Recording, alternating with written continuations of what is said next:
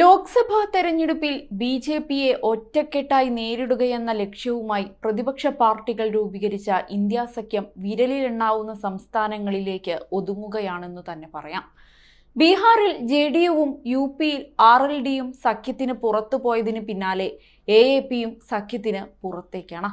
പഞ്ചാബിലും ഹരിയാനയിലും ലോക്സഭാ തെരഞ്ഞെടുപ്പിൽ കോൺഗ്രസുമായി സഖ്യമില്ലെന്ന് എ.എ.പി നേരത്തെ തന്നെ പ്രഖ്യാപിച്ചിരുന്നു. ഇതിന് പിന്നാലെയാണ് ഡൽഹിയിലെ സഖ്യ സാധ്യതകളും തകരുന്നത്. സീറ്റ് വിഹിതത്തെ ചൊല്ലിയുള്ള തർക്കമാണ് സഖ്യത്തെ ബാധിച്ചത്. ചൊവ്വാഴ്ച ആം ആദ്മി പാർട്ടി കോൺഗ്രസ് പാർട്ടിക്ക് ഡൽഹിയിൽ ഒരു ലോക്സഭാ സീറ്റാണ് വാഗ്ദാനം ചെയ്തത്. ഡൽഹിയിൽ കോൺഗ്രസും എ.എ.പിയും 3:4 ഫോർമുലയിൽ മത്സരിച്ചേക്കുമെന്ന റിപ്പോർട്ടുകൾക്ക് വിരുദ്ധമാണിത്.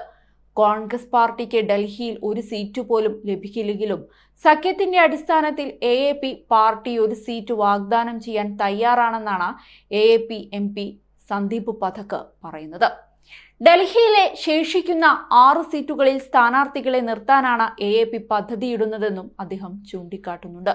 ലോക്സഭയിലും വിധാൻസഭയിലും 0 സീറ്റും എം.സി.ഡി തെരഞ്ഞെടുപ്പിൽ 250-ൽ 9 സീറ്റും കോൺഗ്രസ് പാർട്ടിക്ക് ലഭിച്ചതായി ഡൽഹിയിലെ തെരഞ്ഞെടുപ്പിൽ നിങ്ങൾ കണ്ടിരിക്കും. ഈ കണക്കുകളുടെ അടിസ്ഥാനത്തിൽ നോക്കുകയാണെങ്കിൽ കോൺഗ്രസ് പാർട്ടിക്ക് ഡൽഹിയിൽ ഒരു സീറ്റ് പോലും ലഭിക്കില്ല. പക്ഷേ കണക്കുകൾ പ്രധാനമല്ല. സഖ്യത്തിന്റെ ധർമ്മവും കോൺഗ്രസ് പാർട്ടിയോടുള്ള ബഹുമാനവും മനസ്സിൽ വെച്ചുകൊണ്ട് ഞങ്ങൾ അവർക്ക് ഒരു സീറ്റ് വാഗ്ദാനം ചെയ്യുന്നു. തെരഞ്ഞെടുപ്പിൽ കോൺഗ്രസ് ഒരു സീറ്റിലും ആം ആദ്മി പാർട്ടി 6 സീറ്റിലും മത്സരിക്കണമെന്ന് ഞങ്ങൾ നിർദ്ദേശിക്കുന്നുവെന്നാണ് അദ്ദേഹം പറഞ്ഞത്. ഇന്ന് ഞങ്ങൾ സ്ഥാനാർത്ഥിയെ പ്രഖ്യാപിക്കുന്നില്ല. ഡൽഹിയുടെ പശ്ചാത്തലത്തിൽ യോഗം ഉടൻ ആരംഭിക്കുമെന്ന് ഞാൻ പ്രതീക്ഷിക്കുന്നു. ഞങ്ങൾ എല്ലാവരും ഞങ്ങളുടെ ജോലി തുടരും. അടുത്ത ഏതാനും ദിവസങ്ങൾക്കുള്ളിൽ ഞങ്ങൾ മത്സരിക്കുന്ന 6 സീറ്റുകളിലെ സ്ഥാനാർത്ഥികളെ പ്രഖ്യാപിക്കും. ഞങ്ങൾ ഞങ്ങളുടെ തയ്യാറെടുപ്പ് ഉടൻ ആരംഭിക്കുമെന്നും വലിയ ആത്മവിശ്വാസത്തോടെ എ.എ.പി എം.പി സന്ദീപ് പഥക് പറഞ്ഞു.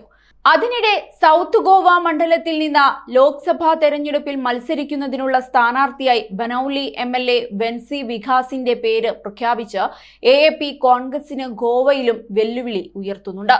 നിലവിൽ കോൺഗ്രസ് എം.പി ഫ്രാൻസിസ്കോ സർദിൻഹയുടെ കൈവശമുള്ള സീറ്റാണിത്.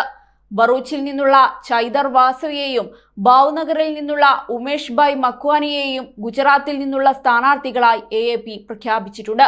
അന്തരിച്ച അഹമ്മദ് പട്ടേലിന്റെ മകൾ മുംതാസ് പട്ടേലിനെ ബറൂച്ചിലേക്ക് കോൺഗ്രസ് പരിഗണിക്കുന്നതായാണ് റിപ്പോർട്ട്. ഏതായാലും നിയമസഭാ സീറ്റുകളിൽ ഭൂരിഭാഗവും നേടിയ എ.എ.പിയുടെ ശക്തമായ പ്രകടനം ചർച്ചകളിലെ അവരുടെ നിലപാടിന് കരുത്തു പകരുന്നതാണ്. എന്നാൽ അതിന് വിപരീതമായി തെരഞ്ഞെടുപ്പിൽ തുടർച്ചയായ തിരിച്ചടികൾ നേരിട്ട കോൺഗ്രസ് തലസ്ഥാനത്ത് കാലുറപ്പിക്കാനുള്ള ശ്രമത്തിലുമാണ്. ഇതിനിടയിൽ ഇന്ത്യ സഖ്യത്തിലുള്ള പ്രശ്നം കോൺഗ്രസിനെ വലിയ രീതിയിൽ തന്നെ ബാധിക്കുന്നുണ്ട്.